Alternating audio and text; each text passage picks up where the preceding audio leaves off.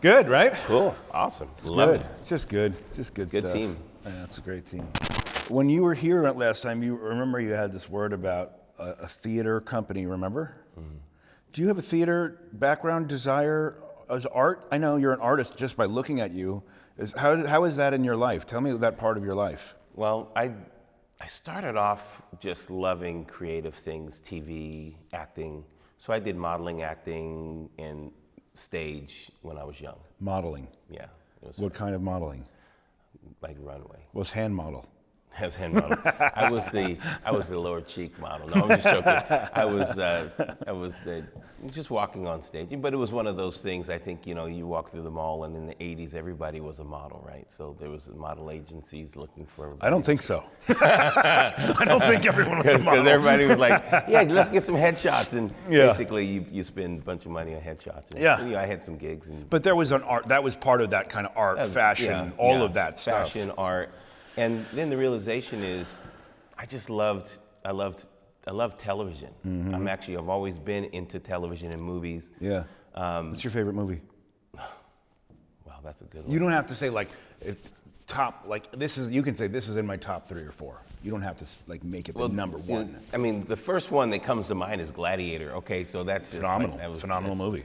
I Am Sparta. It's like there's just this raw, just kind of dominance that I relate to. Then also being a slave and fighting your way out of it. That's exactly right. And you also relate to the royalty element, or the loyalty element. Mm-hmm. Like he's loyal to a king that's not there. Yeah. But he's loyal to the kingdom even though the world is against him. He's loyal to an ideal, an ideology. Mm-hmm. And I think that kind of commitment is something that I needed. Yeah. I needed to make. And coming from a background as a Muslim, I knew that whatever I had to do in life was going to be based upon discipline. Now tell me what that means. Were you a Muslim as a kid growing up? Yeah. So my mother was a Muslim, is a Muslim. My grandmother, Seventh-day Adventist. I would go in between those two worlds. 1 year Muslim, next year Seventh-day Adventist. I don't even remember this. We've talked about a lot of things. We have. But usually we talk about the future. Yeah, Usually we're talking about the future. We don't dig into the past very much. But. So, and I know I've heard you coming to Christ, but what was the crossroads between Muhammad and Christ? Well, it came down to this realization, 2 realizations. First of all, as a Christian, Seventh-day Adventist Christian, there's a lot of limitations. One limitation was I loved cartoons as a kid. Saturday was a cartoon day. I had to go to church on Saturday. That kind of put a bitter thing on me for God. The second thing was with Allah, praying 5 times a day as a young, we're talking about 6, 7, 8, 9, 10 years. Young person, praying 5 times a day, getting no response. That was the pivotal point for me. Wow. My last thought was, if you can't talk to me, if I'm talking to you 5 times a day and you can't respond or show me anything, then I can't continue. Wow, incredible. Yeah. And as part of that, being in those 2 worlds and hearing the Christian story and seeing so much response, was that part of it? No, the realization was I was watching television as a little guy, 6 years old. And this movie, I was watching a movie, it was called The Bible. It was the oldest Bible story and it showed Adam and Eve coming out of the garden, being tricked by the snake, and then it comes to this day of Noah, and Noah's trying to convince everybody to get into this, this bus, basically, this ship that he's creating, the ark, and people don't do it. And then the rain starts, and then people are trying to get in at the last minute, and I felt this something, an awareness. I call it awareness today. It was presence. I felt the presence of God. And then I said this prayer, 6 years old. God, don't let me miss your last day ark. Well, part of it was the fear of the Lord. I didn't want to be the guy banging on the outside, but don't let me miss your last day ark. And so that was always there, that I had a sense that God had something for me, but I didn't know what it was. And so when it comes to this time where I'm praying and I'm asking God, 5 times a day, talking to Allah, and nothing's happening, I didn't know a life of miracles. I didn't know a life of signs and wonders. I didn't know a life. Seventh-day Adventists didn't have that. There's no belief in that. So I didn't know anything other than you're not doing anything. You're just not involved. And so I went the atheist way. And how long was that journey? That was from 11, 12 until I was 20. And then just right before I turned 21, I had my awareness of Christ. Now, when you say atheist, was it just a walking kind of, I don't believe in God, I don't want to deal with it? Or did you read, Dawkins and the horsemen of the... No, I had no doctrine for it. Which I found that I would say 90% of the atheists don't have doctrine for it. They have a broken heart. They have some place that they were broken, some place that they felt rejected, some place that they felt like, God, you weren't there. So that means you're not here. And that's where I was. I was literally in this place of just being a hurt person going, yeah, it's okay. Were you moral through those high school, early, and then up to 20? I had a sense of morality because of my background in both Seventh-day Adventists and Islam. They do teach you very strong moral grid. So you weren't like a lunatic high schooler. But I was a lunatic. Oh, you were. I did. Yeah. I started selling. I was lunatic in the sense where I was the guy making things happen, but I wasn't the guy letting things happen to them until what I was doing caused problems in people's lives. So I was selling drugs. I was, breaking into houses. I was doing wild stuff. Statute of limitations, you're all right now. Yeah, thank you. Yeah, and I paid some prices there too. Thank you from the attorney, legal perspective. From the legal perspective. Thank you for the statute of limitations. So I appreciate that. But it comes to this place where there's a reality that I need something more. I needed something more, and I was listening to business is like a major aspect of my life, and so I was listening to someone teach, and they were very successful business person, and they would say, if you don't believe in the Bible, you'll never be successful. And then that was what got my attention. I listening in driving in the car and listening, and they said, if you don't believe in the Bible, then you will not be successful. And so I went home and I just kneeled next to my bed and I said, God, if you're real, flash of Jesus comes in my head. And then the next day I wake up and go, thank you for letting me wake up. And then That's incredible. Next night I go, thank you for letting me live this day. And I did that for a year. Just no association. The picture of Jesus in my mind, which was, the one that was downstairs in my grandma's house. But that's how I made that. And did that start changing you right from that That started an immediate change of values. Just because I'm thankful for life. I mean, if people just become thankful, your values have to change the moment you become thankful. Yes. It's just, yes. So gratitude. Yeah, the other side of that is that like oppression Olympics, I'm oppressed by the system. I'm mad at them. They have more. Yeah. I'm always in lack. It's that poverty spirit, that broken like hatred for success around you. Yeah. So evil. Yeah. Cool.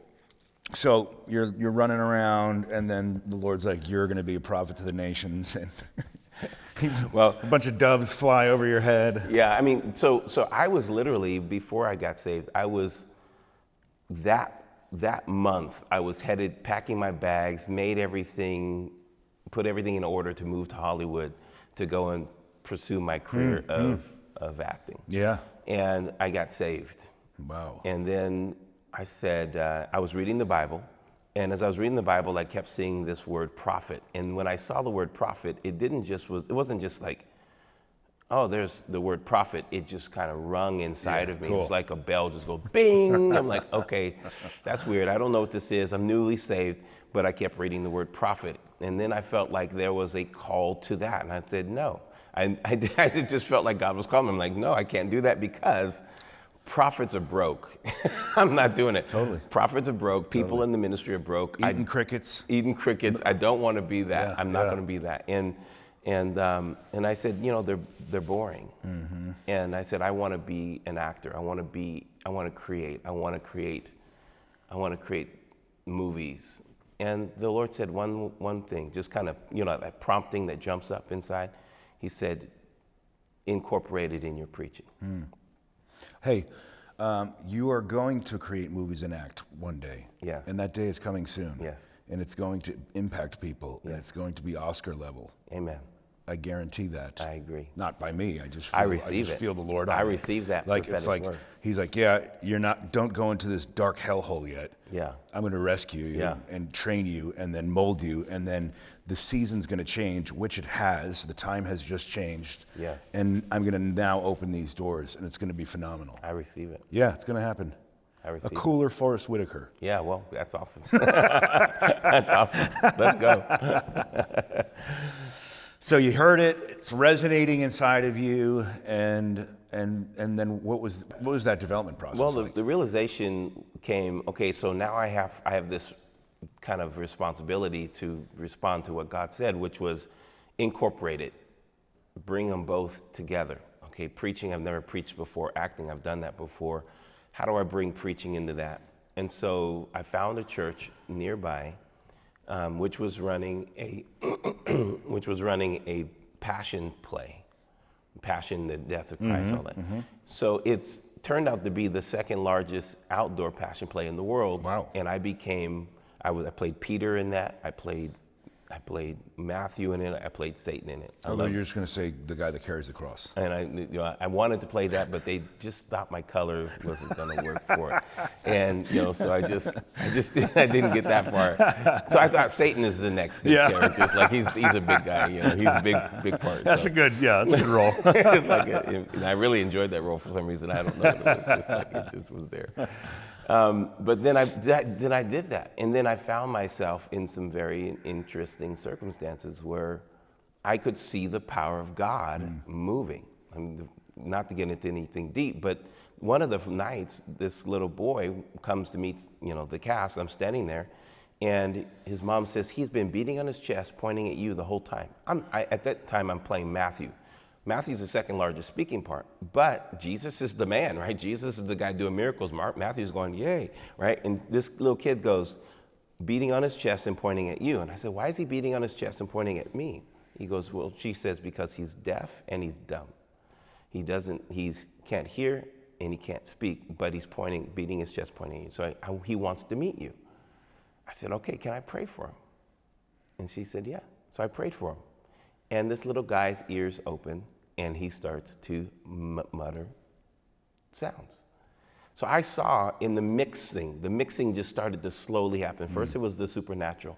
And then later, when I started to actually become someone who's communicating, then I started to incorporate more drama. What happened to that kid? He went on to hear and to live. And Do you know him still? No, I didn't know, because this was like a large passion play. So these people were driving and flying from all around. Wow. Coming and being part of it. He should look you up. I wish he would. I would look you I up. tell the story enough. I want him to find me. If I was at one time deaf, I would definitely want to be looking you up. But to me, that was the life changer. That was the thing where I'm like, and I started to think, if that kid goes to school, he has to change schools, first of all. He has to go to a different school. Right, He can't go to the same school. Sure. Everything changes. His family dynamic changes. Everything. So. You know what's interesting though, Tracey? A bunch of lepers get healed. Yeah. Jesus heals them. Yeah. And almost none of them come back. None come back. Yeah. You know what I Well, mean? that's the typical, isn't it? That's just what it is. It's like, what are you doing? What's going on? I think people are excited that life has changed for them, and they forget to go back to the place that was. Yeah, I mean, it sounds insane to not go back to the source. Yeah. You know, from an outside perspective, it sounds crazy not to go back to the source, but it's a great point. Like, how many times do we get blessed in life, God, whatever, and not go back to whatever, whether it's a big giant miracle or just a blessing? How many times do we just move on? Do you want me to tell you? Because I have a list of them. I'm sure. Sure. And we find out later. We'll come back to a place. We'll come back to a city, and they'll say, when you were here, this happened. Yeah. We were raised from the dead. Oh, cool. Yeah, right. You could have actually told me, because I was in the ditch after that, and you could have. I was crying in the bathroom. I was crying, and I was like, "This is horrifying. I can't believe I do this for a living," and I just needed someone to encourage me. And but people don't really think you need encouragement. They think it's something that you experience all the time. I was at our Charleston church a couple months ago, and I said to their lead team, I'm like, tell the pastor good job after he pours his guts out. It's like people just don't know that you need to do that. They just think you're a superhero. Not that you guys need to do that. You guys don't do it. If you do it, it'll be false now. You can't do it. But it's just it's like that human condition. Like they don't need to hear that. And there's the guy that does it, and he's just trying to claw forward. Yeah, and that guy's gross. He's opportunist. Yeah. And that guy blocks other real people from, you know what I mean? Yeah. But I even like that guy a little bit. Yeah. I know it's not real, but I was around one of those guys this weekend, and he was annoying me. But the first 10 minutes is good. You're out there, you're trying to follow God, and you don't know what it's like to hear Him. Like that word, that phrase is foreign. I believe in it. I don't know how to facilitate that.